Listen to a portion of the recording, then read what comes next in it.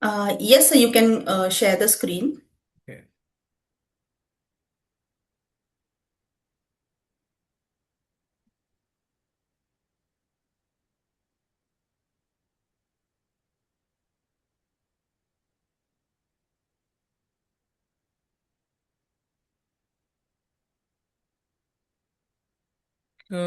So can you see my screen now? Yes, sir, your screen is visible. It's on a Okay, slideshow mode. Yeah. So just a minute and we will begin. sure.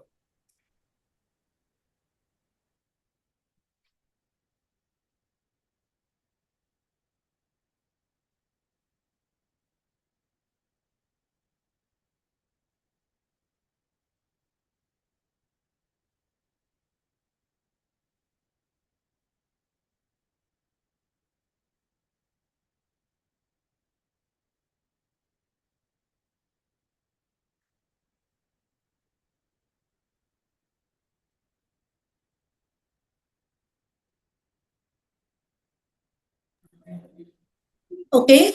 Um, so good afternoon, everyone, and I hope everybody is doing well and staying healthy. So on behalf of Tech Mahindra Smart Academies for Healthcare, I warmly welcome you all for today's webinar titled Air Pollution, the Hidden Threat to the Health and Our Future, a scientific insight into understanding, acting, and breathing better together. Air pollution एक silent killer है, invisible, underestimated, and yet affecting every single breath we take. For us as healthcare professionals, as healthcare students, understanding this public challenge is not just important, it's very urgent. आज का जो session है, it is meant to help us to transform that understanding into meaningful action. If you look at the statistics and the numbers, air pollution is taking more lives than any other illness has, even more than the COVID pandemic altogether combined. The difference is simple and yet stark. जब Covid आया तो पूरी दुनिया थम गई, रुक गई और हम एकजुट होकर उसका सामना कर चुके हैं. लेकिन व्हाट अबाउट एयर पोल्यूशन? जिंदगी उसके साथ चल रही है, जबकि खतरा उतना ही वास्तविक और गंभीर है. So before we begin this insightful webinar, I request all the participants to disable their mic, and we will give you an opportunity to ask the question at the end of the session. So you can put your questions in the chat. Without much ado, I would request Dr. Nidhi Keval Ramani, our program director, to take up on the introduction part of our esteemed speaker. So, ma'am, over to you. Thanks, Shashank. And I'm fortunate enough here, we are fortunate enough to have Dr. Farhad Ali sir here. Farhad Ali is a Deputy Regional Director for the Asia Pacific region at Vital Strategies, a global public health organization which is headquartered in New York. He operates out from Singapore and he's heading the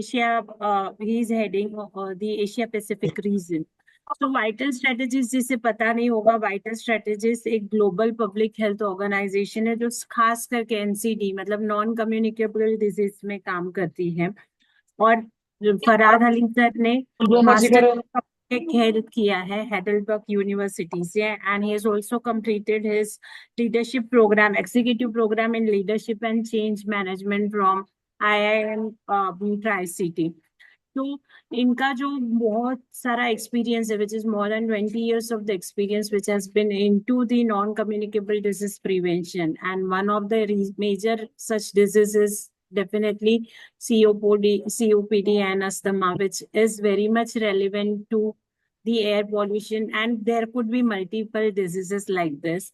So we are here to understand from Farhad Ali sir कि हम क्या कर सकते हैं, ऐसा क्या चीज है जो अडॉप्ट करना चाहिए, क्योंकि ये जो एयर पॉल्यूशन है this is become more and more serious problem for us nowadays. Even if you are a non-smoker, if you are breathing a air which is as good as a smoker pollution oriented.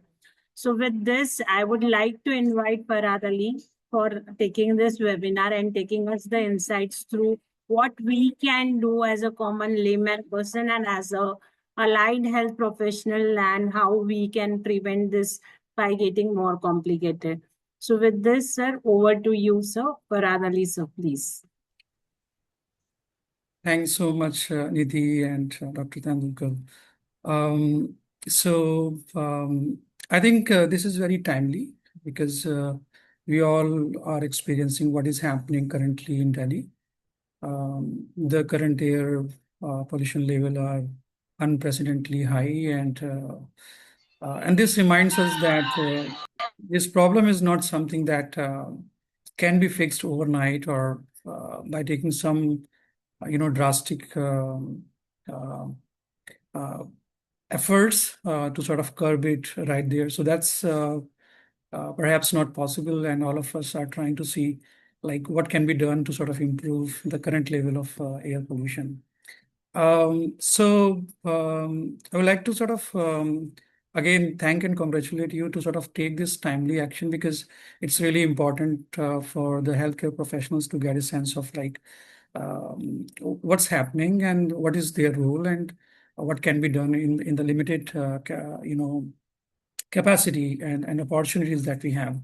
But I think the role of public health professionals and healthcare workers is very important when it comes to, managing the impact of poor air quality and also to advocate for changes. So, so I think it would be really good if I speak in Hindi because we still think in Hindi, and personally, I believe that I still think in Hindi and translate my thoughts. So कोशिश करूंगा कि मैं हिंदी में अच्छे से अपनी बात रख सकूं. तो अब मैं सोचता हूँ कि स्टार्ट करते हैं कॉन्वर्सेशन को. तो हमारा ये प्रयास होगा कि हम एयर क्वालिटी के जो इश्यूज हैं उसको क्लाइमेट के कॉन्टेक्स्ट में देखने की कोशिश करें. तो क्लाइमेट की जब हम बात करते हैं तो दो तीन जो मुख्य बिंदु हैं उसको समझना बहुत ज़रूरी है. एक तो ये कि there are lot of debate happening whether the climate change is still happening और is it some kind of or is it real or it is not real. So all the leading national and international bodies, scientific bodies, have this consensus that climate change is really happening and it's a real phenomena. So that's very important, not to debate this matter that whether it's happening or not. It's real, it's happening. Second, the point is that which is important to understand that climate change is happening because of human activities. इंसानों ने जो किया है उसकी वजह से ये climate change हो रहा है और इसकी जो मुख्य वजह है वो ये है कि बहुत सारा फॉसिल फ्यूल बर्न किया गया है, कोल को यूज़ किया गया है, ऑयल को यूज़ किया गया है. उसकी वजह से बहुत सारी जो ग्रीन हाउस गैस हम इसको कहते हैं वो उसका इमिशन हुआ है और उससे ये हुआ है कि जो अर्थ है उसके चारों तरफ एक मोटा सा ब्लैंकेट की तरह इन गैसेस का लेयर बन गया है और ये गैसेस को हम बोलते हैं ग्रीन हाउस गैसेस. और ये गैसेस जो हैं वो सूरज से आने वाली जो गर्मी है या जो एनर्जी है उसको ट्रैप कर लेती है और हीटिंग इफेक्ट करती है. तो ये वजह है कि क्लाइमेट चेंज हो रहा है. बट ये भी समझने की ज़रूरत है कि क्लाइमेट चेंज की वजह से सिर्फ टेम्परेचर नहीं बढ़ रहा है. सो 3 से 4 चीज़ें बहुत इंपॉर्टेंट हैं. एक तो ये कि ग्लोबल टेम्परेचर जो है वो राइज कर रहा है. तो सिंस 1900 से अब तक जो ग्लोबल एवरेज टेम्परेचर जो राइज हुआ है वो रफली 0.8 डिग्री सेल्सियस का हुआ है. दूसरा जो मुख्य इफेक्ट हमें देखने को मिलेगा क्लाइमेट चेंज की वजह से वो ये है कि जो एक्सट्रीम इवेंट्स हैं, क्लाइमेट के जो एक्सट्रीम इवेंट्स हैं जैसे कि टॉरेंशियल रेन्स हो गया, फ्लैश फ्लडिंग हो गई, हीट वेव्स हैं और इनकी वजह से जो वाइल्ड फायर्स हो रहे हैं वो सारे भी इफेक्ट्स हमको देखने को मिल रहे हैं. उसके बाद जो क्लाइमेट चेंज का एक इम्पॉर्टेंट इम्पैक्ट जो हम सबको रियलाइज हो रहा है अपनी डे टू डे लाइफ में वो एयर क्वालिटी का है. तो एयर क्वालिटी जो है वो क्लाइमेट चेंज की वजह से, हीटिंग की वजह से ख़राब हो रही है और इसके जो इम्पैक्ट हैं वो हमारे हेल्थ के ऊपर बहुत ज़्यादा सीवियर हैं. तो हाँ, ये कुछ बातें हैं क्लाइमेट चेंज से रिलेटेड. तो हमारा जो फ्यूचर है वो कैसा होगा? हमारा फ्यूचर जो है वो इस बात पर डिपेंड करेगा कि हम कितना इमिशन करते हैं। तो हम दो तरीके के सिनेरियो हम देख सकते हैं। एक सिनेरियो तो ये है कि जहाँ पर बिजनेस एज यूजुअल है, तो जो चल रहा है इन terms of emission and pollution, वो इमिशन कंटिन्यू रहे, हम कोई ज़्यादा ड्रास्टिक एफर्ट पुट इन नहीं करते हैं। तो क्या होगा? तो ये होगा कि जो एवरेज टेम्परेचर है वो 2000 या 2100 तक, ये उम्मीद है कि वो टेम्परेचर 6.4 डिग्री सेल्सियस एवरेज बढ़ जाएगा। So this will be the scenario when if we don't take any effort. So if that happens, then the impact of climate change will be very severe, and it will be very, very difficult to sort of manage those impacts on health.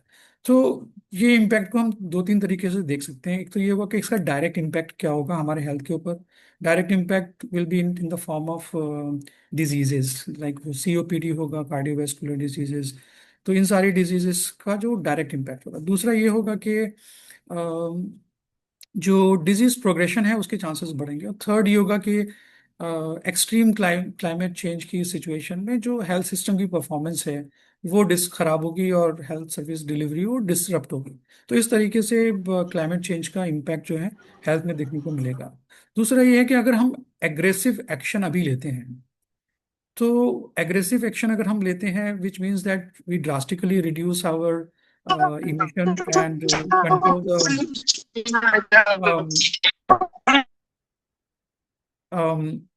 अगर हम drastic steps लेते हैं और emission को काफ़ी हद तक cut कर लेते हैं, तो ये उम्मीद है कि जो एवरेज राइज इन टेम्परेचर होगा वो रफली 1.5 1.1 डिग्री सेल्सियस का हो। So if that is the case, then the impact of climate change would be much more manageable. It will be there. It will be in the form of respiratory illnesses, infectious diseases, cardiovascular diseases, COPD, वो सब होगा, लेकिन वो manageable होगा। तो हमारा challenge क्या है? तो हमारा चैलेंज ये है कि क्योंकि ऑलरेडी पास्ट में बहुत सारा इमिशन हुआ है, तो उसका जो इम्पैक्ट है वो रियल है, और उसका इम्पैक्ट जो है वो कंटिन्यू रहेगा, विच मीन्स दैट जो क्लाइमेट चेंज का इम्पैक्ट है उसकी वजह से जो डिजीजेस हैं वो सब आएंगी, वो हमें मैनेज करनी पड़ेंगी। लेकिन एक सरप्राइज इवेंट हो सकता है कि अगर तो इमिशन को हमने कट नहीं किया, तो एंड टेम्परेचर राइज किया, जो एवरेज टेम्परेचर है, तो जो इम्पैक्ट होगा वो बहुत सरप्राइजिंग होगा।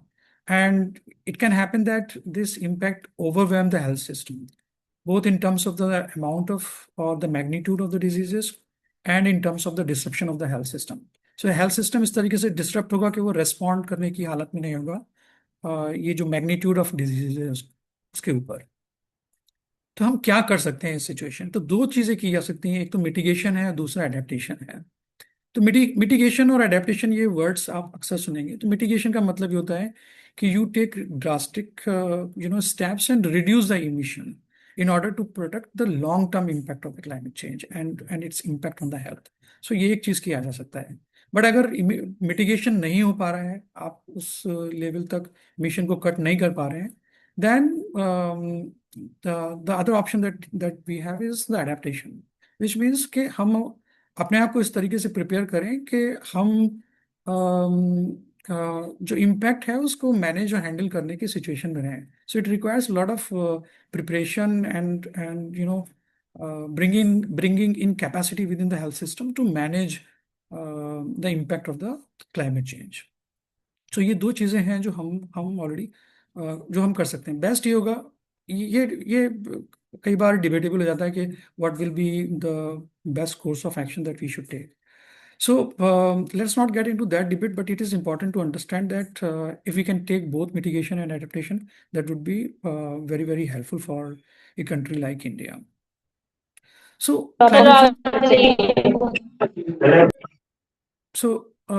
अगर हम माइक को म्यूट कर रखें तो बहुत अच्छा होगा, बिकॉज थोड़ा सा डिस्ट्रैक्शन हो जाता है।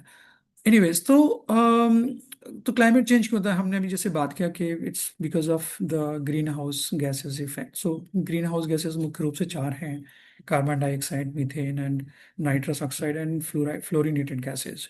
तो सबसे ज़्यादा अगर आप देखेंगे तो आप ये पाएंगे कि जो मेजर कंट्रीब्यूशन है वो कार्बन डाइऑक्साइड का है। तो सबसे ज़्यादा कार्बन डाइऑक्साइड आप देखेगी कंट्रीब्यूट करते हुए क्लाइमेट चेंज को। बट मीथेन एक ऐसा कंपाउंड है जिसका इमिशन कम है, बट इम्पैक्ट उसका ज़्यादा है, बिकॉज ये ज़्यादा हीट को जो है ट्रैप करती है।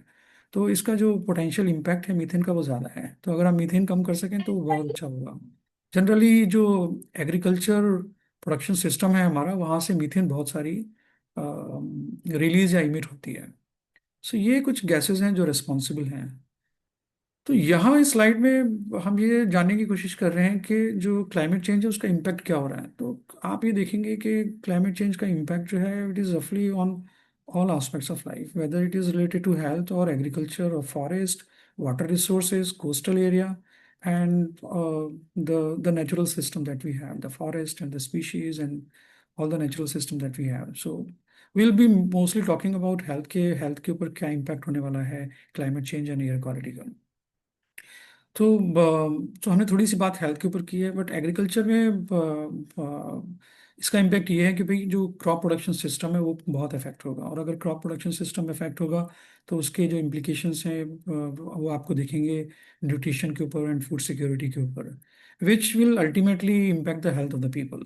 एंड सिमिलरली द फॉरेस्ट, तो फॉरेस्ट का कंपोजिशन चेंज हो सकता है, डिफॉरेस्टेशन हो सकता है, जो वहाँ की स्पीशीज़ हैं वो रिप्लेस हो सकती हैं। तो इसी तरीके से वाटर बॉडीज जो हैं उस पर इम्पैक्ट होगा। तो जो एक्वाटिक इकोसिस्टम है वो काफ़ी हद तक चेंज हो सकता है। कोस्टल एरिया का जो इरोजन है वो हो सकता है। और कुछ नई स्पीशीज एरिया में आ सकती हैं जो नई उस एरिया को इन्वेट कर सकती हैं। तो जो पुरानी स्पीशीज हैं वो रिप्लेस हो जाएंगी, तो उसका इम्पैक्ट उस एरिया पे पड़ जाएगा। तो ये कुछ एक इम्पैक्ट है। तो द आइडिया ये है कि क्लाइमेट चेंज जो है वो ना केवल आपकी हेल्थ को अफेक्ट कर रही है बल्कि वो सारी चीज़ों को अफेक्ट कर रही है। और उसका डायरेक्ट या इनडायरेक्ट इम्पैक्ट जो है आपके फूड सिस्टम के ऊपर हो रहा है, आपके हेल्थ सिस्टम पे हो रहा है, and ultimately it will lead to poor health conditions and disease.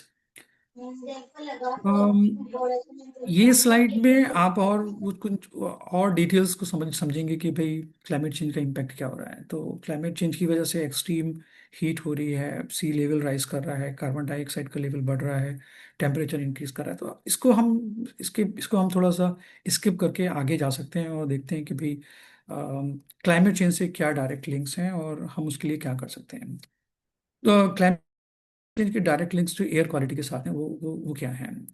तो जैसे हम अभी बात कर रहे थे क्लाइमेट चेंज की वजह से बहुत सारी चीज़ें हो रही हैं। उसमें एक जो इम्पोर्टेंट चीज़ है वो ये है कि टेम्परेचर राइज कर रहा है या हीट वेव्स आ रहे हैं। तो और जो दूसरा इफेक्ट है वो ये है कि वाइल्ड फायर के जो केसेस हैं और इंटेंसिटी है वो इंक्रीज कर रही है। आपने बहुत सारी न्यूज़ सुनी होगी वाइल्ड फायर के बारे में, both in India and elsewhere also. और क्लाइमेट चेंज की वजह से डेजर्ट स्टॉर्म भी आते हैं। तो ये सारी चीज़ें मिलकर के जो एयर क्वालिटी है उसको ख़राब कर रही है। तो एयर क्वालिटी में इसकी वजह से जो PM2.5 पार्टिकल्स हैं और ओजोन का जो लेवल है वो इंक्रीज कर रहा है। इसके अलावा जो टेम्परेचर है उसकी वजह से क्या हो रहा है कि जो पॉलन का प्रोडक्शन होता है ना, पॉलन जो परागकण होते हैं वो उसका प्रोडक्शन बढ़ जाता है और उसका जो रिलीज है एयर में वो बढ़ जाता है। तो उसकी वजह से बहुत सारी जो एस्थमेटिक हेल्थ कंडीशंस हैं और जो रेस्पिरेटरी कंडीशंस हैं वो पैदा हो जाती हैं। तो इन सारी चीज़ों को का जो मिला जुला इफेक्ट होता है वो ये होता है कि जो आपकी एयर क्वालिटी है वो बड़ी ख़राब हो जाती है। और उसकी वजह से आपकी cardiovascular diseases, respiratory diseases, infection, metabolic condition, allergies, cancer and infectious diseases जो हैं उनके चांसेस जो हैं वो बढ़ जाते हैं। तो ये कुछ एक एविडेंसेस हैं, कुछ रेफरेंसेस हैं जो ये बताते हैं कि क्लाइमेट चेंज और स्पेशली अगर टेम्परेचर बढ़ रहा है तो उसका एयर क्वालिटी के ऊपर क्या इफेक्ट पड़ेगा। तो जैसे टेम्परेचर बढ़ता है तो उससे क्या होता है, जो एयर क्वालिटी है, ये जो पोल्यूशन है वो इंक्रीज होता है। उसके साथ इसका डायरेक्ट रिलेशन है।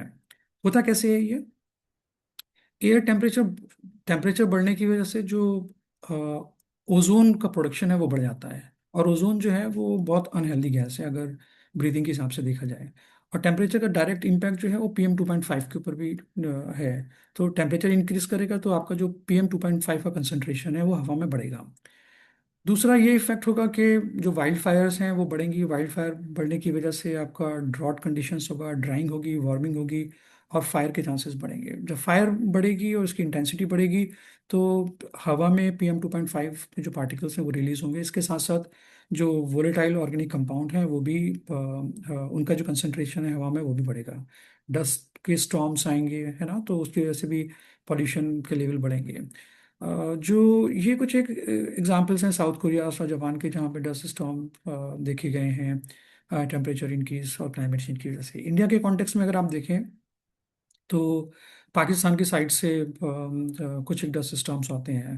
तो जो इम्पोर्टेंट क्वेश्चन है वो ये है कि भाई ये एक नेशनल फिनोमेना नहीं है, ये एक ट्रांस बाउंड्री फिनोमेना भी है। कि भाई आपकी कंट्री में क्या हो रहा है वो तो इम्पोर्टेंट है ही, बट बगल के कंट्री में क्या हो रहा है वो भी बहुत इम्पोर्टेंट, बिकॉज जो पॉल्यूशन है वो बॉर्डर्स नहीं देखता है, वो एक जगह से दूसरी जगह फ्रीली मूव करेगा। तो इसका एक इम्प्लीकेशन ये भी है कि जो जो आपके एफर्ट्स होने चाहिए इसको कंट्रोल करने के लिए वो नेशनल तो होने ही चाहिए, but international and global level पे भी एफर्ट्स की ज़रूरत है। नेक्स्ट ये है कि भाई टेम्परेचर जब राइज करेगा तो जो एलर्जेंस हैं, जैसे कि मैं पॉलन्स की बात कर रहा था, तो पॉलन्स का प्रोडक्शन बढ़ेगा, वो रिलीज होंगे हवा में। तो उसकी वजह से जो रेस्पिरेटरी इश्यूज हैं वो भी आपके बढ़ेंगे, और इसके लिए बहुत सारे बहुत स्ट्रॉन्ग एविडेंसेस ऑलरेडी एग्जिस्ट करते हैं। तो ये एक इम्पॉर्टेंट स्लाइड है जो ये बता रही है कि भाई टेम्परेचर इंक्रीज करने से या क्लाइमेट चेंज की वजह से स्ट्रॉन्ग एविडेंस एग्जिस्ट करते हैं जो ये बताते हैं कि टेम्परेचर राइज करेगा, हीट वेव आएगा, तो आपकी जो एयर क्वालिटी है वो कैसे खराब होगी। तो ये जर्मनी का एक एग्जांपल है जहाँ पे आप ये देखेंगे कि जैसे मॉर्निंग के टाइम पर जब टेम्परेचर कम है तो उस वक्त आप ये देखेंगे कि गिव मी अ सेकेंड, आप ये देखेंगे जो मॉर्निंग टाइम में जब टेम्परेचर कम है तो ओजोन का जो कंसंट्रेशन है वो कम है हवा में, बट जैसे जैसे टेम्परेचर बढ़ता है, दिन निकलता है, ओजोन का कंसंट्रेशन जो है वो बढ़ रहा है। और जैसे शाम होती है उसके बाद टेम्परेचर घटता है तो ओजोन का कंसंट्रेशन भी धीरे धीरे कम होने लगता है। तो ये इस बात को इस्टेब्लिश करता है कि क्लाइमेट चेंज की वजह से अगर हीट वेव्स आ रही हैं तो ओजोन का कंसंट्रेशन आपकी हवा में बढ़ेगा और एयर क्वालिटी जो है वो डिटेरियोरेट करेगी। तो ये स्ट्रॉन्ग एविडेंस है। तो let's look at some of the facts related to air pollution. So इसका जो टॉल है वो ह्यूमन हेल्थ और डेथ्स के ऊपर बहुत ज़्यादा है। तो आप ये देख रहे होंगे यहाँ पर कि ग्लोबली क्या हो रहा है कि 9 डेथ्स में एक डेथ जो है वो एयर पोल्यूशन की वजह से होती है। अभी जो ये डेथ्स हैं वो प्री मेच्योर डेथ्स हैं, वो नॉर्मल या जो ह्यूमन लाइफ साइकिल कंप्लीट होकर जो डेथ है वो तो समझ में आती है कि भाई ठीक है, नेचुरल है, नॉर्मल है। बट अगर प्री मेच्योर डेथ्स हो रही हैं तो वो बहुत वो अच्छा नहीं है किसी भी कंट्री के लिए, वो फैमिलीज के लिए अच्छा नहीं है, वो सोसाइटी कम्युनिटी के लिए अच्छा नहीं है, वो लोकल इकोनॉमी और नेशनल इकोनॉमीज के लिए भी अच्छा नहीं है। तो ये एक बहुत ही it has a very very devastating effects on family, communities and society as a whole, and it has a lot of effect on the local and national economies. तो ये बात समझने की बहुत ज़रूरत है। ग्लोबली अगर आप देखें तो यू विल फाइंड दैट जो population attributable deaths due to air pollution are very high. So if you look at COPD conditions, so the contribution of air pollution to COPD deaths are 40%. So which means that out of 80 deaths which are happening because of COPD, 40 deaths of out of those 100 deaths are because of air pollution. So which means that if these people are not exposed to poor quality airs, then these 40 deaths could have been prevented. So that's the kind of impact that you have due to poor air quality. Similarly, population attributable death due to stroke is 26%. 20% deaths are due to heart diseases, 90% due to diabetes. Again, 19% deaths are due to lung cancer, And this figure is actually very concerning because so these are the deaths of the infants. Infants are like those kids which are below 28 days of life. So out of 100 deaths of the infants below 28 days of life, 30% can be attributed due to air pollution. So this is really unexpected because those unborn or young children have no fault of their own, and they are dying because of air pollution. And 30% deaths are due to lower respiratory infection. Now, the point is that all of these deaths, all of these numbers are actually preventable. These could have been avoided if these people would not have been exposed to the poor quality air, right? Let's go to the next slide. Another point to understand is that not everybody is equally affected, and some people are actually affected more, some people are affected less. So इस बात सो जो इसका morbidity and mortality है वो इस बात पे भी डिपेंड करता है कि आप कहाँ रहते हैं, आप कहाँ काम करते हैं, आप क्या काम करते हैं, अपनी लाइफ के कौन से स्टेज में हैं, सोशो इकोनॉमिक स्टेटस आपका कैसा है, आपका हेल्थ स्टेटस कैसा है। अगर आप ऑलरेडी सिक हैं या आपकी कुछ क्रोनिक कंडीशन है तो जो इम्पैक्ट होगा वो कहीं ज़्यादा होगा।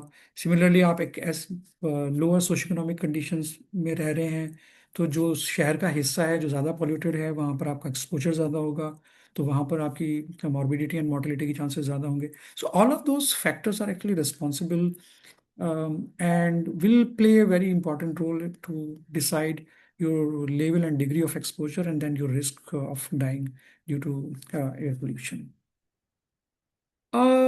यहाँ ये बहुत इंटरेस्टिंग स्लाइड है बिकॉज ये जो डेटा हम जिसके बारे में बात कर रहे हैं उसको एक पर्सपेक्टिव में रखता है। तो अगर आप देखें 12 अगस्त 2024 तक अगर आप देखें तो रफली 7 मिलियन डेथ हुई थी बिकॉज ऑफ कोविड-19। तो कोविड-19 से मरने वालों की टोटल संख्या 7.06 मिलियन थी। आप ये जानकर आश्चर्यचकित रह जाएंगे कि एयर क्वालिटी की वजह से 8.1 मिलियन डेथ्स जो हैं वो हर साल होते हैं। So this is how we can put the figures of air quality related or attributable death into the perspective. All deaths due to COVID-19 and 1 year death due to air quality. So long term effect क्या होगा इसका और कैसे poor quality air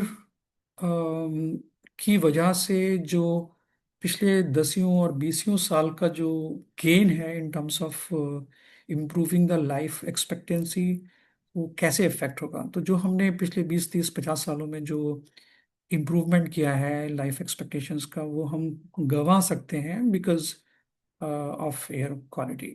तो जो major factors हैं which can reduce the life expectancy, the number one factor is dietary risk. So आप क्या खाते हैं उसका जो रिस्क है to reduce your overall life expectancy is रफली 2 years and 8 months। सेकेंड जो मेजर फैक्टर है वो आप यहाँ देखेंगे कैंसर है which can reduce the life expectancy by 2 years 4 months। Similarly tobacco एक मेजर रिस्क फैक्टर है। चौथे नंबर पर एयर पोल्यूशन आता है which can reduce the life expectancy by 1 year 8 months at the population level. So ये सारे avoidable risk factor हैं। Tobacco control, if you can improve the dietary risk, then the life expectancy can be increased. So we'll not get into the details further into it and move on. So I'm sorry for this very text-heavy slide, but we'll try to understand something which is very interesting here, which is happening, which is hiding in this slide. इसमें जो इन data में जो insights and facts छुपे हुए हैं उनको समझने की कोशिश करते हैं। तो पब्लिक हेल्थ में एक टर्म होता है पॉपुलेशन एट्रीब्यूटेबल फ्रैक्शन। इसका मतलब ये है कि जो डेथ्स हो रही हैं उसमें से which proportion of death you can attribute to a risk factor. मतलब sometime it's difficult to say these things in Hindi. तो इन रिस्क फैक्टर के कारण, oh, it's difficult to say in Hindi. Let me try and say this again. Risk factor के कारण जो मौतें हो रही हैं उनमें से कितनी मौतें का जिम्मेदार ये रिस्क फैक्टर हैं। So for example lung cancer. Lung cancer बहुत सारे रीजन से हो सकता है, लेकिन लंग कैंसर एयर पॉल्यूशन की वजह से कितना हो रहा है, या सीओपीडी एयर पॉल्यूशन की वजह से कितना हो रहा है। मतलब अगर सीओपीडी की वजह से डेथ हो रहा है तो उसमें से कितनी डेथ्स जो हैं वो एयर पॉल्यूशन की वजह से हो रहा है। तो इसको हम यहाँ समझने की कोशिश करते हैं। तो अगर आप इस कॉलम को देखते हैं तो आप ये पाते हैं कि 2012 से 2017 के बीच जो पीएम 2.5 का लेवल है वो कितना इंक्रीज किया है इंडिया में और ग्लोबली। एक तो इम्पॉर्टेंट फैक्टर ये समझना है यहाँ पे कि इंडिया में जो पीएम 2.5 का कंसंट्रेशन 2012 में था वो 88 था, जो 2017 में बढ़कर जो एवरेज एनुअल पीएम 2.5 का कंसंट्रेशन है वो 90 है। लेकिन अगर आप इसको न्यूजीलैंड से कंपेयर करेंगे तो वहाँ पर 6 है, और यहाँ पर 2012 में ये 7 था। जो ग्लोबल एवरेज है 47 है।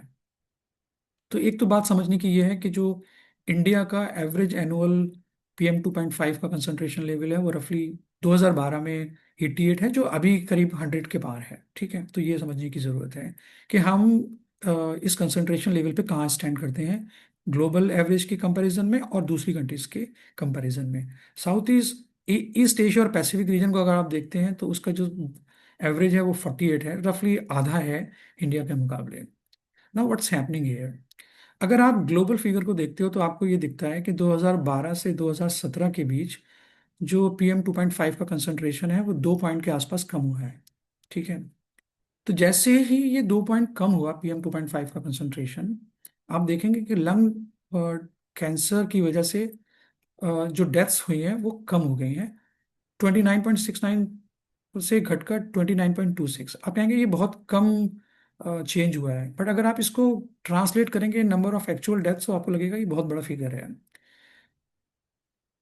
दूसरा बात ये समझने की जरूरत है कि हम यहाँ पे सिर्फ 2 पॉइंट की कमी के बारे में बात कर रहे हैं। सो 2 पॉइंट अगर पीएम 2.5 कंसंट्रेशन कम हुआ तो जो लंग कैंसर के केसेस हैं वो कम हो गए। इसी तरीके से सीओपीडी के जो केसेस हैं वो 1% कम हुए, एंड आईएचडी आइशेमिक हार्ट डिजीज के केसेस भी 1% कम हुए। स्ट्रोक कम हुआ, टाइप 2 डायबिटीज कम हुआ, एंड लोअर रेस्पिरेटरी इन्फेक्शन के जो केसेस की वजह से जो डेथ्स हैं वो कम हुई। ये डेथ्स के केसेस नंबर हैं। ठीक है, तो एक तो ये बात समझने की जरूरत है कि थोड़ा सा भी अगर कम हो रहा है तो उसका direct impact reduce number of deaths की टर्म्स में आपको दिख रहा है। So that's very important observation you need to carry with you. Second is that India में ये जो कंसंट्रेशन है वो बड़ा है। तो जैसे ही ये कंसंट्रेशन बढ़ा है आप देखेंगे कि जो लंग कैंसर के केस की जो डेथ्स हैं वो बढ़ गई, सीओपीडी की केस से डेथ्स बढ़ गई, आईएचटी की डेथ्स बढ़ गई, स्ट्रोक की डेथ्स बढ़ गई, टाइप 2 डायबिटीज की डेथ्स बढ़ गई, एलआरआई की डेथ्स बढ़ गई। कुछ एक अदर कंट्रीज हैं जो उन्होंने बहुत अच्छा काम किया और उन्होंने देखा, जैसे ताइवान आप देखेंगे तो 25 से उनका घट के 21 पे आ गया। और जैसे ही ये घटा आप देखेंगे कि लंग कैंसर केस ऑलरेडी उनके बहुत कम थे, 23 थे, तो वो घट के 21 हो गए। तो मैसेज क्या है? मैसेज इस स्लाइड में ये है कि अगर आप थोड़ा सा भी इसको कम करते हो तो जो डेथ्स हो रही हैं एयर क्वालिटी की वजह से वो कम हो जाएंगी। और दूसरा पॉइंट ये है कि आपका जो लेवल है ऑलरेडी बहुत हाई है। इसको ग्लोबल एवरेज, रीजनल एवरेज और जो बहुत अच्छी परफॉर्मिंग कंट्रीज हैं उसके तुलना में आप उसको कहाँ तक लेके आ सकते हो। तो these are the 2-3 key message I want you to carry with you. ये स्लाइड हमें ये बता रही है कि भाई जो इलनेस और डेथ्स हैं वो इक्वल नहीं हैं। आप अगर south east Asia, western Pacific region देखोगे तो आपको दिखेगा कि भाई इस रीजन में जो नंबर ऑफ डेथ्स हैं बहुत ज़्यादा है, रफली 4 मिलियन डेथ्स हैं। दूसरे रीजन्स अगर आप देखोगे, आप ईस्टर्न मेडिटेरेनियन रीजन देखोगे फॉर एग्जांपल, आप यूरोपियन देखोगे, आप दूसरे अदर अदर रीजन देखोगे, अमेरिकाज देखोगे, तो आपको लगेगा कि भाई जो डेथ्स या मॉर्बिडिटी है, मॉर्टेलिटी है, वो उसके रेट्स बहुत कम है। और इसके बहुत सारे फैक्टर्स हैं। एक इम्पॉर्टेंट फैक्टर ये है कि भाई जो पॉल्यूशन है वो इक्वल नहीं है। तो let's see what's happening in this slide, यहाँ पर क्या दिखाया गया है। तो एयर पॉल्यूशन को मेजर करने के लिए बहुत सारे डिवाइसेस होती हैं। तो उसमें एक सरफेस लेवल मॉनिटर्स होते हैं जो गोल्ड स्टैंडर्ड होते हैं, जो रेफरेंस ग्रेड मॉनिटर्स होते हैं। तो ये मॉनिटर्स ये बताते हैं कि भाई आपके एरिया में जहाँ पे ये इंस्टॉल्ड हैं वहाँ पर PM2.5 का कंसंट्रेशन या दूसरे अदर पॉल्यूटेंट्स हैं उनका कंसंट्रेशन क्या क्या है। तो अगर आप ग्लोबल सिचुएशन आप देखोगे तो आपको कई चीज़ें यहाँ से समझ में आएंगी। एक तो ये कि PM2.5 का कंसंट्रेशन और इसका डिस्ट्रीब्यूशन ग्लोबली कैसा है। तो ग्रीन का मतलब ये है कि वो 10 से कम है, 10 माइक्रोग्राम पर मीटर क्यूब से कम है, ग्रीन डॉट्स। और जैसे जैसे कलर बढ़ रहा है इसका मतलब ये है कि कंसंट्रेशन बढ़ रहा है। तो अगर आप अमेरिका से मूव करते हुए यहाँ पे यूरोप की तरफ और एशिया पैसिफिक रीजन और साउथ ईस्ट एशिया रीजन में यहाँ पर आते हैं तो आपको ये दिखेगा कि PM2.5 का कंसंट्रेशन जो है वो बढ़ रहा है। दूसरी चीज़ आपको ये दिखेगी कि जो सरफेस ग्रेड मॉनिटर्स हैं जो PM2.5 के कंसंट्रेशन को मेजर कर रहे हैं, उनका जो नंबर है, उनका जो कंसंट्रेशन है वो ज़्यादा है। तो आप ये देखेंगे कि ये जहाँ पे ग्रीन और येलो एरिया है वहाँ पर मॉनिटर्स की संख्या ज़्यादा है। तो इससे क्या पता चल रहा है? So what does it mean? So it means that areas where you have more number of surface grade, ground level, air quality monitors, the concentration of PM2.5 is low. It does not mean that it doesn't mean that putting and installing reference grade monitors will reduce your PM2.5 concentration. But it means, इसका मतलब ये होगा कि जहां पर surface grade monitor ज़्यादा होंगे वहां पे आप एयर क्वालिटी को अच्छे से मॉनिटर कर पाएंगे। और अगर आप एयर क्वालिटी को अच्छे से मॉनिटर कर पाएंगे तो आप ये देख पाएंगे कि आपके जो प्रोग्राम्स हैं या पॉलिसीज़ हैं क्या वो इफेक्टिव हैं, क्या वो अपना काम कर रही हैं, और अगर नहीं काम कर रही हैं तो पॉलिसीज़ और प्रोग्राम में किस तरीके के चेंजेस करने की आपको ज़रूरत है। So that's the key take home message I want you to think about. ये एक स्लाइड है जो बहुत इंटरेस्टिंग है और मुझे लगता है आपको इसको ध्यान से समझने की ज़रूरत है। तो PM2.5 का जो गोल्ड स्टैंडर्ड है, जो WHO कहता है कि इसका लेवल 5 होना चाहिए, जो कि ज़रूरी है हेल्थ को मेंटेन करने के लिए।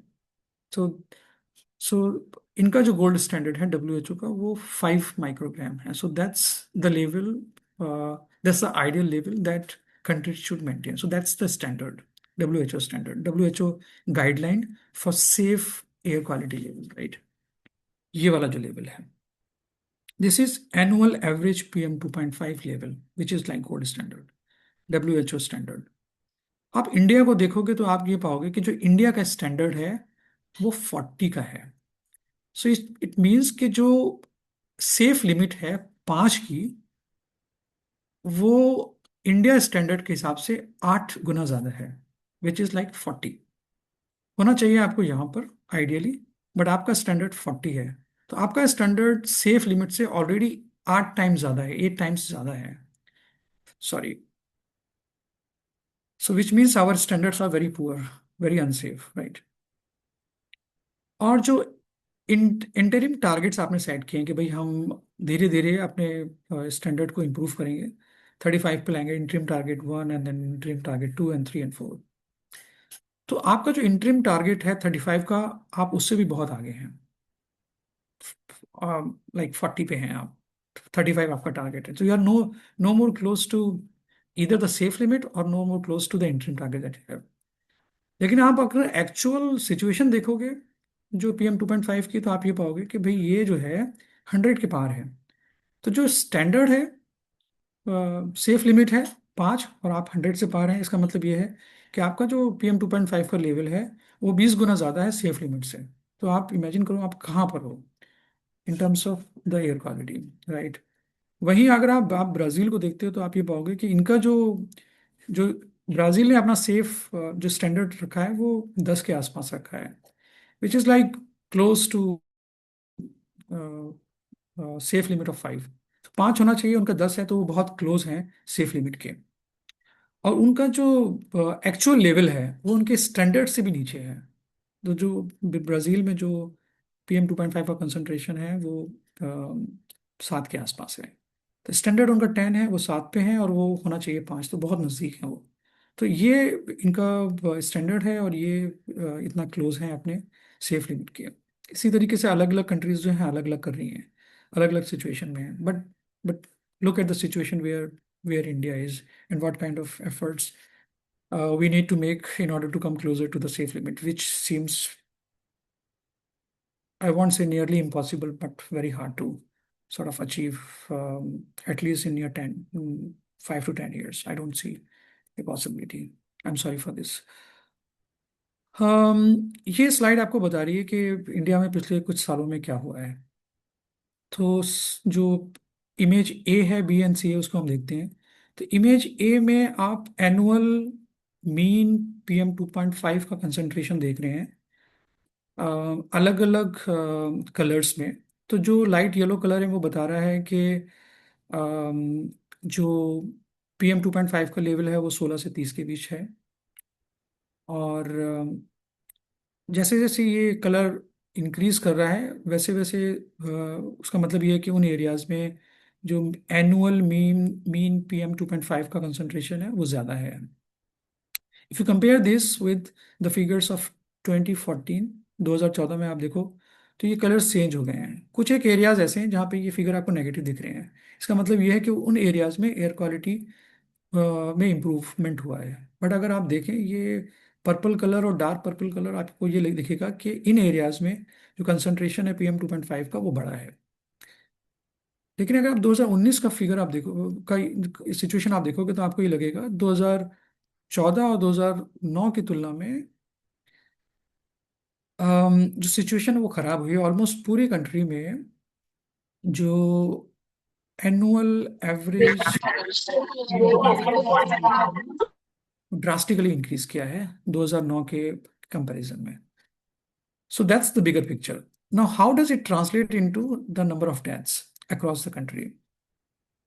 So, येलो कलर का मतलब ये है कि इन एरियाज में एनुअल मॉर्टेलिटी रेट पर 100,000 population, the number of deaths which can be attributed to air quality is roughly 0 to 5. So, 1 lakh में रफली 5 लोगों की डेथ हुई है एयर क्वालिटी के कारण, पुअर एयर क्वालिटी के कारण इन एरियाज में। और जैसे जैसे कलर बढ़ रहा है नंबर ऑफ डेथ्स आपको दिखेंगी वो बढ़ती हुई दिखेंगी।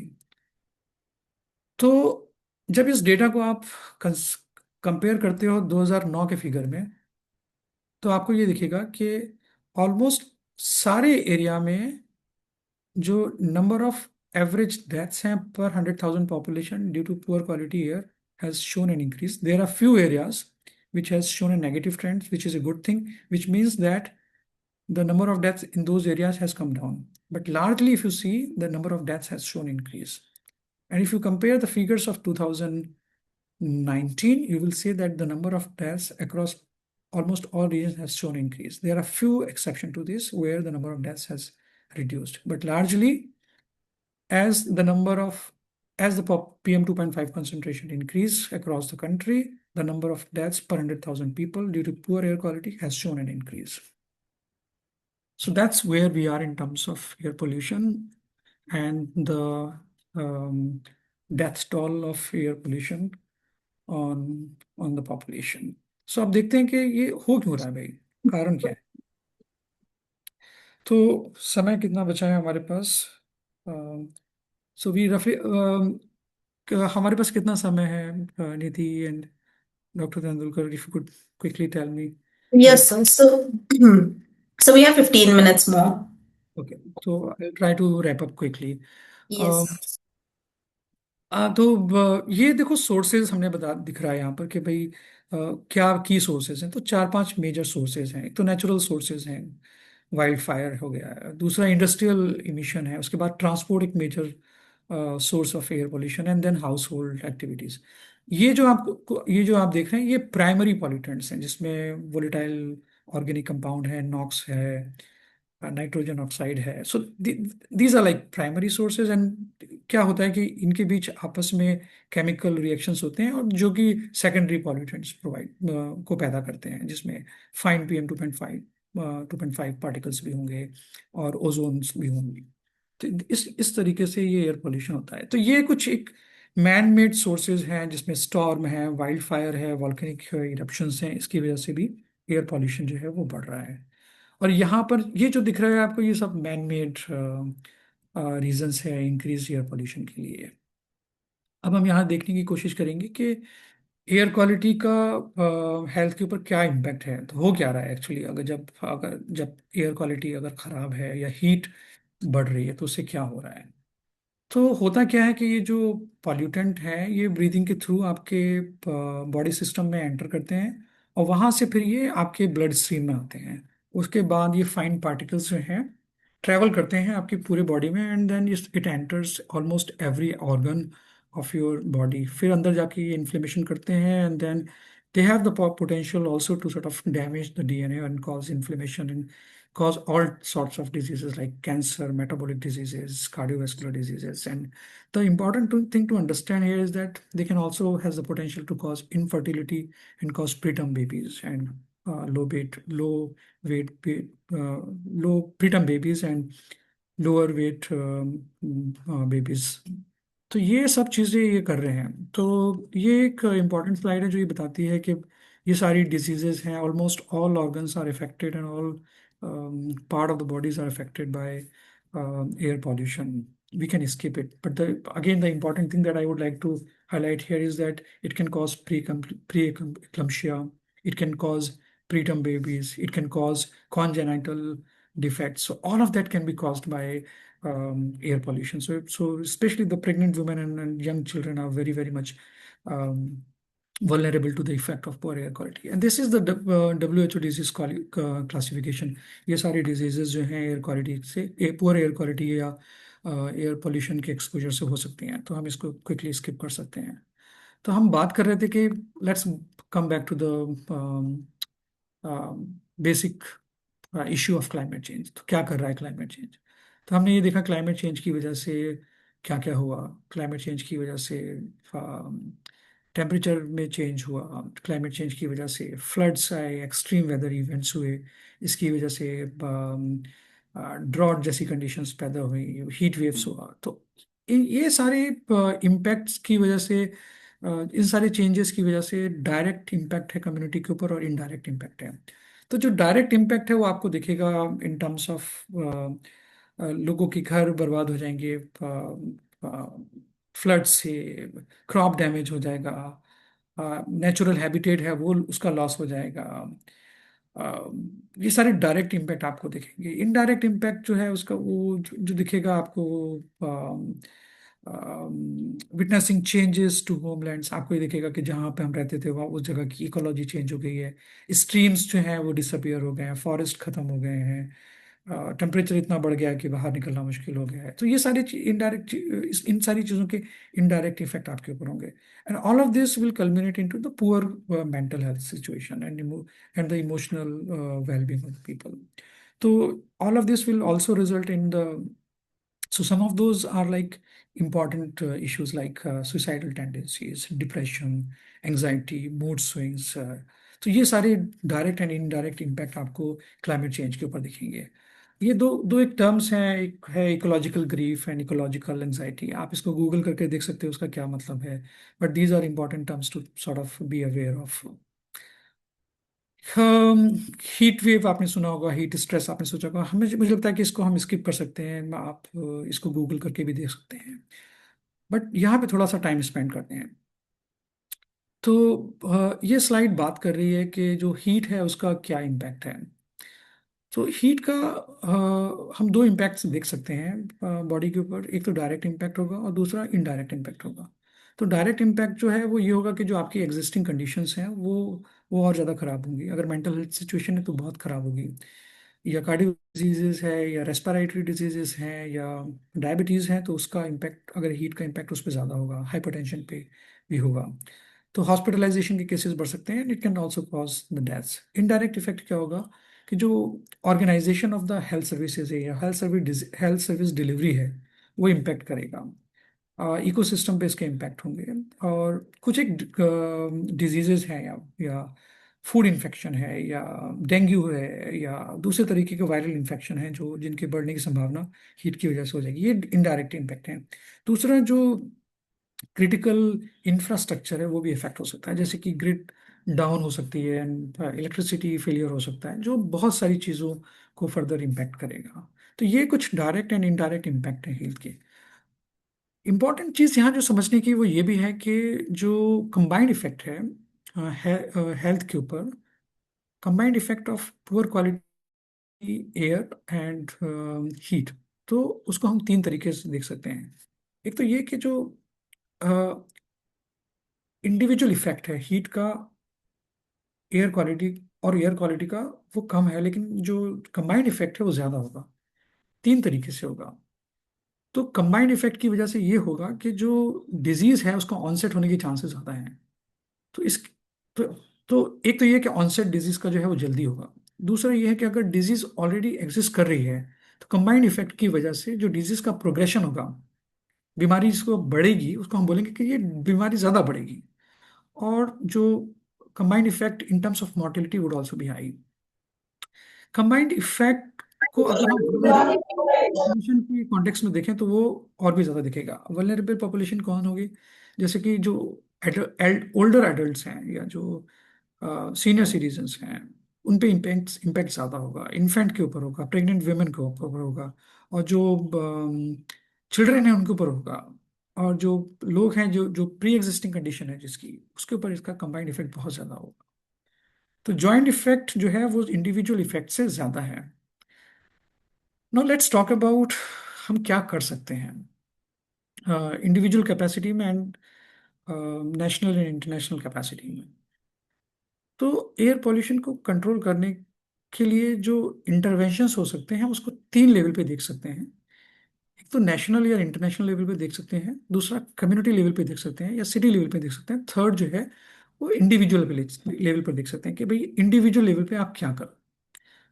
तो इंटरनेशनल या नेशनल लेवल पर हम क्लीन एयर लेजिस्लेशन ला सकते हैं, इंडस्ट्रियल इमिशन के जो रेगुलेशंस हैं उसको एडवांस कर सकते हैं, एनफोर्स कर सकते हैं, जो ओपन बर्निंग है उसको कम्प्लीटली बैन कर सकते हैं, ग्लोबल एयर क्वालिटी फ्रेमवर्क्स को इंट्रोड्यूस कर सकते हैं, फॉसल फ्यूल को हम फेज आउट कर सकते हैं। तो ये कुछ एक चीज़ें हैं जो हम इंटरनेशनल लेवल पे कर सकते हैं। कम्युनिटी लेवल पे क्या कर सकते हैं? कुछ एक नेचर बेस्ड सॉल्यूशन है, जैसे प्लांटेशन है, या जिसको हम कहते हैं blue green spaces. So we can introduce those blue green spaces which means that water bodies creation which can disseminate heat, forestation, green spaces in the cities, वो हम इंट्रोड्यूस कर सकते हैं। ट्रैफिक कंट्रोल मेजर्स हैं, air quality से related early warning systems हैं, वो सब किए जा सकते हैं। और लेड फ्री गैसोलीन जो है वो ऑलरेडी हम इंट्रोड्यूस कर चुके हैं, और this is something that we already have done.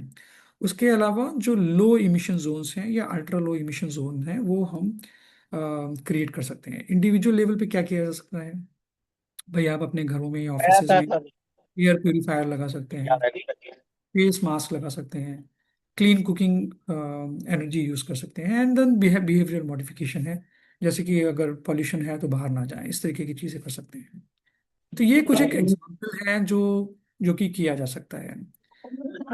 अम, तो कुछ एक इंटरनेशनल एग्जांपल्स हैं, जैसे कि यूएस ने क्लीन एयर एक्ट लागू किया था 1970 में, उसके बाद से, जिसमें उन्होंने जो कोल है उसको कम्प्लीटली फेज आउट किया। तो इसकी वजह से बहुत सारी इन्होंने लाइफ सेव कर ली। चाइना का एक ब्लू स्काई पॉलिसी थी जिसमें उन्होंने ये किया कि जो पॉल्यूटिंग इंडस्ट्री है उसको कम्प्लीटली शहर से बाहर भेज दिया। और इन्होंने जो पॉल्यूशन लेवल था, मतलब इंडियन इंडस्ट्रीज को कम्प्लीट बहुत ज़्यादा कट किया। तो इससे ये हुआ कि भाई इनका पॉल्यूशन लेवल बहुत कम आया है। हम कार्बन कैप्चर कर सकते हैं, फॉसिल फ्यूल को हम फेज आउट कर सकते हैं, ओपन बर्निंग को कम्प्लीटली हम जो है वो ख़त्म कर सकते हैं। एंड जैसे पेरिस क्लाइमेट एग्रीमेंट है, उसी तरीके से हम कुछ और एग्रीमेंट्स कर सकते हैं जिससे कि हम एक नेशनल और इंटरनेशनल ट्रीटी लाएं एयर पोल्यूशन को कंट्रोल करने के लिए। तो ये कुछ एक चीज़ें हैं जो किया जा सकता है। अल्ट्रा लो इमिशन जो जोन जो है वो लंदन ने एक बहुत सक्सेसफुली किया है, जहाँ पर उन्होंने low and ultra low emission zones बनाए हैं, जो बहुत सक्सेसफुल साबित हुए हैं एयर पोल्यूशन को कम करने के लिए लंदन में। उसके अलावा smart traffic and transit policies आप ला सकते हैं। मैक्सिको ने एंड बोगोटा ने केबल कार इंट्रोड्यूस किया है। उसके अलावा अर्बन एरिया में आप ग्रीन स्पेस क्रिएट कर सकते हैं, तो वो एक इम्पॉर्टेंट इंटरवेंशन हो सकता है। कुछ एक अर्ली वार्निंग सिस्टम्स हैं जो आप ला सकते हैं, जो कि लोगों को गाइड करेगा कि भाई आपको कब बाहर निकलना है, कब नहीं निकलना है। उसके अलावा कुछ एक प्रूवन पॉलिसी सॉल्यूशंस हैं जो जो कि आप कर सकते हैं। गैसोलीन एक इम्पॉर्टेंट पॉलिसी है जो I think India successfully already done it. तो ये कुछ एक चीज़ें हैं जो आप नेशनल लेवल पर कर सकते हैं। इसके अलावा जैसे मैंने बोला कि हैप्पा फिल्टर लगा सकते हैं। प्रॉब्लम ये है कि आप अगर आप एक क्लोज एरिया में हैं तब तो ये इफेक्टिव है, बट आपको अगर बाहर निकलना है तब तब आप क्या करेगा। उसी के अलावा मास्क है जो आप लगा सकते हैं, बट क्या मास्क आप पॉपुलेशन लेवल पे इंट्रोड्यूस कर सकते हो? परहैप्स नहीं कर सकते हो। फिर इसके बिहेवियरल इश्यूज हैं, कितना यूज़ करोगे, कब तक यूज़ करोगे। सो यू कुछ एक प्रैक्टिकल लिमिटेशंस हैं मास्क यूज़ करने की। क्लीन कुकिंग कर सकते हैं भाई, एलपीजी आप यूज़ कर सकते हैं, बट एलपीजी से भी बेहतर है कि अगर आप इलेक्ट्रिक स्टोव यूज़ करें। तो क्या इसको मास स्केल पे किया जा सकता है? तो वो प्रैक्टिकल चैलेंजेस हैं इलेक्ट्रिक स्टोव को यूज़ करने के लिए। उसके अलावा कुछ एक जो डेली डेली हैबिट्स हैं वो आप चेंज कर सकते हैं, कि अगर आप देखें कि भाई एयर क्वालिटी बाहर की ख़राब है तो आप बाहर ना निकलें, एक्सरसाइज ना करें, साइकिलिंग ना करें, वॉकिंग ना करें। तो ये कुछ एक बिहेवियरल मॉडिफिकेशन है जो किए जा सकते हैं। ऑर्गेनाइजेशन लेवल पे क्या किया जा सकता है या सिटी लेवल पे क्या किया जा सकता है? तो एक एग्जांपल जो है वो न्यूयॉर्क सिटी का है, कि न्यूयॉर्क ने क्या किया कि इन्होंने तो न्यूयॉर्क का एक डेटाबेस सॉल्यूशन जिसको हम कहते हैं एयर क्वालिटी इंप्रूवमेंट के लिए, तो इन्होंने New York city introduced community air survey, और उन्होंने ये देखा, ये एक हाइपर लोकल डेटा कलेक्शन का इनिशिएटिव था। तो उन्होंने बहुत लोकल डेटा कलेक्ट किया एयर क्वालिटी का, तो उन्होंने ये पाया कि जो हीटिंग सिस्टम है वो बहुत पॉल्यूट करता है, बिकॉज जो फ्यूल दे यूज़ कर रहे हैं ये लोग, वो फ्यूल जो है क्लीन नहीं है। तो इन्होंने क्या किया, जो they come up with policy to phase out the polluting heating system. तो जब इन्होंने ये फेज आउट किया तो जो क्वालिटी ऑफ एयर है वो न्यूयॉर्क सिटी में इम्प्रूव की। So this is a data based air development initiative. दूसरा, again the same thing that they realize that जो रेस्टोरेंट है वहाँ पे जो ग्रिलिंग है उससे कुछ एक पॉकेट्स में जो एम्बियंट एयर क्वालिटी बहुत ख़राब होती है। तो इन्होंने कुछ डिवाइसेस इंट्रोड्यूस की, और जो पुरानी डिवाइसेस थी उनको इन्होंने रिप्लेस किया, फेज आउट किया। तो जो लोकल एयर क्वालिटी है वो बहुत सारे पॉकेट्स में इम्प्रूव की। जकार्ता इंडोनेशिया का ये एक स्लाइड है जो उनकी स्ट्रेटेजी को बताता है कि ये they came up with a 2023-30 air quality improvement strategy. तो आप ये देखोगे कि जो स्ट्रेटेजी 4 और 5 है वो बहुत इफ़ेक्टिव साबित हुई है हेल्थ केयर बेनिफिट्स को ड्राइव करने में, विच means that this strategy is relying on doing regular emission testing to comply with at least Euro 2। मतलब जो वेहिकुलर इमिशन है उसको ये टेस्ट कर रहे हैं और ये इंश्योर कर रहे हैं कि जो कार रन कर रही हैं या जो व्हीकल रन कर रहे हैं वो उसका स्टैंडर्ड एटलीस्ट यूरो 2 हो। तो ये एक स्ट्रेटजी बहुत effective in terms of saving life. और दूसरी जो है स्ट्रेटजी 5 है, which is shifting to public transportation system.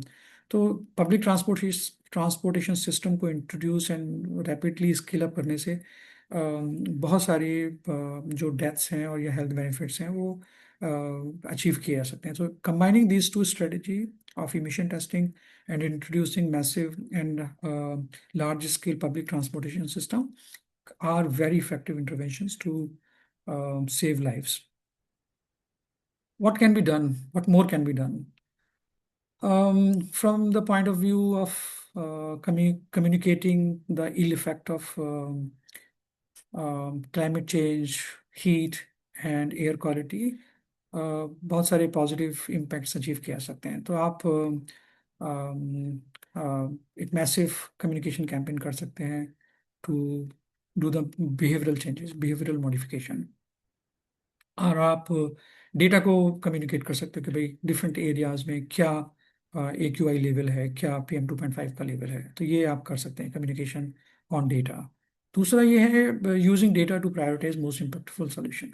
ये भी एक डेटा बेस्ड अप्रोच है जिसमें आप हाइपर लोकल डेटा कलेक्ट कर सकते हो। आप ये बता सकते हो कि कौन से एरियाज ऐसे हैं जो बहुत हाईली पॉल्यूटेड हैं and what are most important sources of air pollution in those local area. So तो आप ये चेक कर सकते हैं कि जो आपके एग्जिस्टिंग इंटरवेंशंस हैं वो कितने सक्सेसफुल हैं या सक्सेसफुल नहीं हैं। तो जो इंटरवेंशन सक्सेसफुल नहीं है आप उसको हटा दीजिए, नए इंटरवेंशंस लाइए जो एविडेंस बेस्ड हैं, so that you can impact the air quality in those regions. Third है integrating air pollution into the routine practice of routine health workers. तो जो हेल्थ वर्कर्स हैं उनकी जो रूटीन प्रैक्टिस है उसमें आप एयर पॉल्यूशन को इंट्रोड्यूस कीजिए। उनके करिकुलम में आप एयर पॉल्यूशन रिलेटेड जो टॉपिक्स हैं उनको इंक्लूड कीजिए और उनको बताइए कि भाई वो कैसे प्रोटेक्ट कर सकते हैं, कैसे सपोर्ट कर सकते हैं अपने पेशेंट्स को या कम्युनिटीज़ को against the ill effects of air quality and the heat. What can be done by healthcare professionals like you? So I think advocacy एक बहुत important area है जो जिसमें पब्लिक हेल्थ प्रोफेशनल या हेल्थ केयर प्रोफेशनल्स का बहुत important है। जो हेल्थ केयर प्रोफेशनल्स की जो वॉइस है वो बहुत ट्रस्टेड है। सब लोग विश्वास करते हैं कि जब हेल्थ केयर प्रोफेशनल बात करते हैं हीट के बारे में या एयर क्वालिटी के बारे में, तो अगर आप इस बारे में आवाज़ उठाएंगे तो लोग आपकी बात सुनेंगे, सरकार भी सुनेगी और लोग भी सुनेंगे। दूसरा है एजुकेशन। तो जो भी एग्जिस्टिंग करिकुलम्स हैं, चाहे वो मेडिकल स्टूडेंट्स के हों या पैरामेडिकल स्टाफ के हों या जो अदर अलाइड हेल्थ सर्विसेज हैं उसके स्टाफ हैं, उसके उनके करिकुलम में आप हेल्थ रिलेटेड टॉपिक्स को इंट्रोड्यूस कर सकते हैं। दूसरा ये है कि जो हेल्थ केयर सिस्टम है आप उसको डिकार्बोनाइज कर सकते हैं। तो अगर आप देखें टोटल कंट्रीब्यूशन इमिशन का जो हेल्थ केयर सेक्टर्स है वो रफली आई थिंक 7 to 9% है।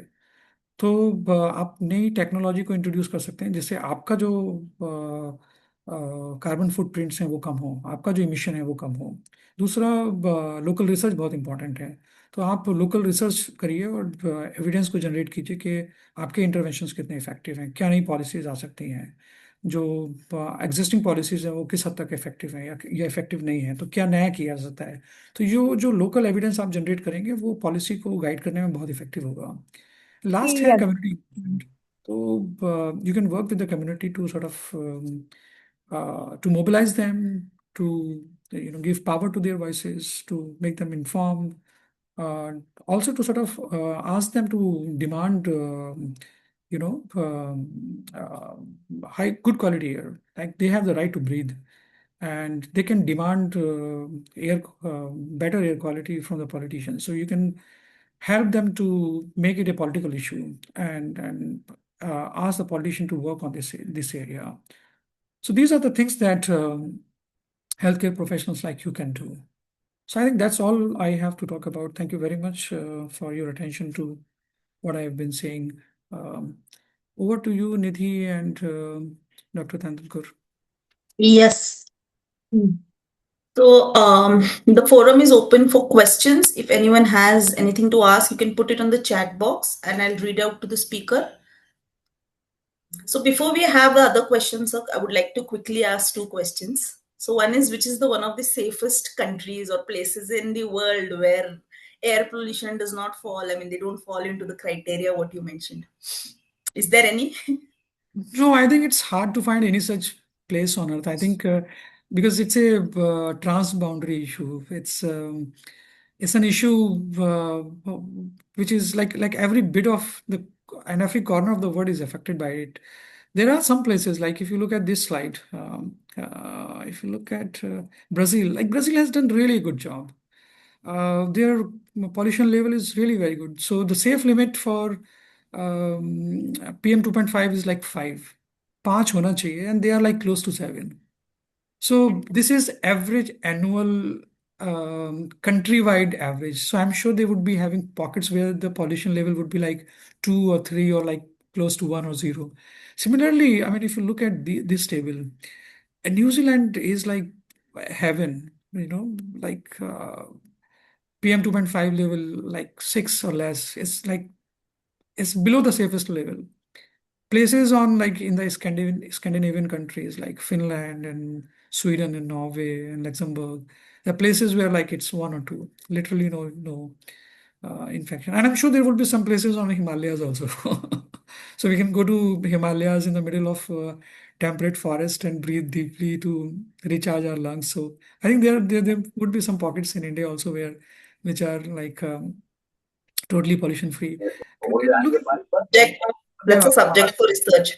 So, sir, well, one more question of mine is you told about so many policies which have been, international level pe ho rahi hai. What about India? You've not mentioned a single slide on what Indian government or we as, individual capacity. Yes, we have so many things to do, but what about at the level of, decision makers? Like I said, it's a very much political issue, and we all know what's happening in the political arena in India, and also the social media debate and the discussions which are happening in India, and especially in different part of India. So we have wonderful policies. We have GRAP 1, 2, and 3. But what I personally feel is that there has to be a very strong political will that needs to be shown by the politicians and policymakers and the institutions which are responsible for it. So a very strong commitment is needed from the policymakers and the politicians. So that's one. So I would say it's not that we don't have policy or the technical expertise available.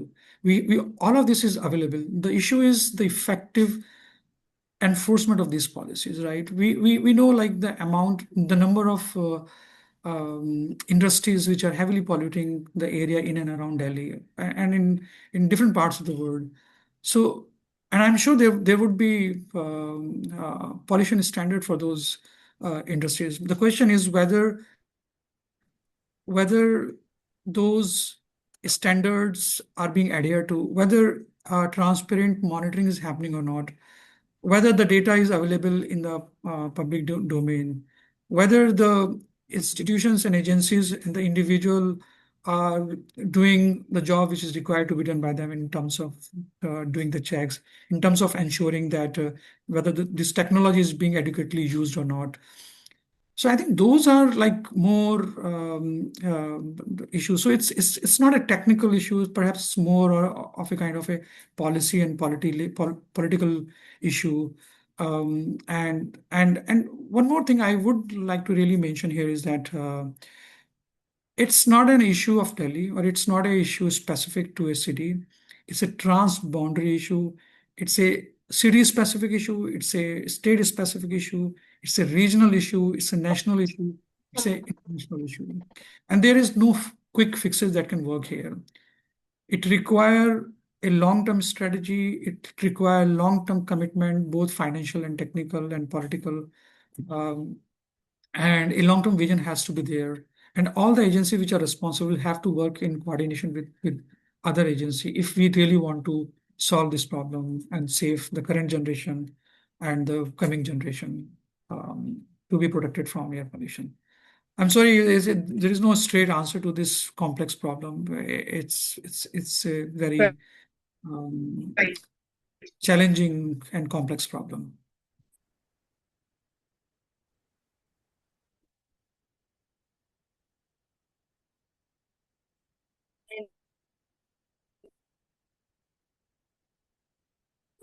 I'm sorry, I can't. Complex problem, right?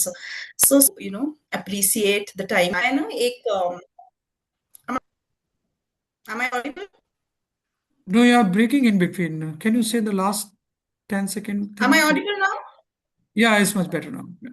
Yeah, so maybe there's a bandwidth. I'll just put on off my video. So while I was listening to the session, it was quite scary and at the same time eye opener. One small story flashed back to my memory when we watched Mickey Mouse. I think most of us in our generation watched it. So there's a Sorcerer's Apprentice एक episode wherein एक Mickey mouse वो जादूगर के साथ काम करता है and वो उसको पानी भरने का काम होता है मिकी माउस को. सॉर्सरर चला जाता है बाहर और मिकी माउस उसका जादू का इस्तेमाल करता है टू फिल अप द पानी द पॉट्स. तो वो जादू ठीक से इस्तेमाल नहीं कर पाता और पूरा पानी इतना भरने लग जाता है कि उसके कंट्रोल के बियॉन्ड चला जाता है. तो मिकी माउस क्या करता है, डर के वो छड़ी तोड़ देता है. जब वो छड़ी तोड़ देता है तो और पानी भरने लगता है बिकॉज वो तो जिंक्ड है पूरी छड़ी. तो इतना पानी वो पूरा फ्लड हो जाता है उसके एंड में. फिर वो जादूगर जो सॉर्सर है वो आ जाता है और वो सब रिजॉल्व करता है प्रॉब्लम. तो हम आज ऐसे ही प्रॉब्लम में आई थिंक उलझे हुए हैं जहां पे हमने ही मेजरली क्रिएट किया हुआ है. बट वो स्टोरी में एंड में था कि कोई मसीहा आके इनको हेल्प कर देता है, उसको मिकी माउस को. बट आई थिंक हमें कोई मसीहा नहीं आने वाला है, ना ही कोई मैजिशियन आने वाला है जो हमें इससे बाहर निकाले. I think Farad Ali sir जैसे कोई एक्सपर्टीज हमको इसको गाइड करने के लिए मदद कर सकते हैं और बेसिकली हमारी खुद की सबकी इंडिविजुअल रिस्पॉन्सिबिलिटी है collectively. And I really appreciate sir that you took time, आपके इतना expertise और heartfelt gratitude for delivering such a powerful and scientifically rich session. So your insights have helped us understand the health impacts of air pollution and the steps we can take towards creating a better community for us and our future generation.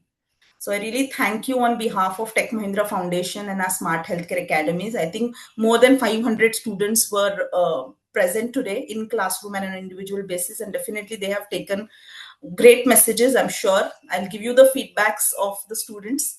And I would like to thank Nidhi ma'am, Sajid sir for their constant mentorship, and उनकी वजह Sajid sir की वजह से आज का session possible हुआ है. And I thank all the students, faculties for joining in and making this webinar a great success. So Farad Ali sir, thank you so much for being and supporting us. Thank you so much. Happy to be here. Thanks, Dr. Shraddha, and thanks everyone. Thanks, Ajit. Thanks, Nidhi. It's lovely and wonderful talking to every one of you, and happy to support in future. Thank you. Thank you. So have a great day ahead, all of you, and I'll end the session now.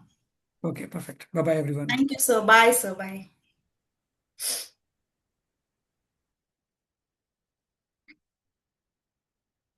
Farhana, you can end the session, please. Yes, ma'am.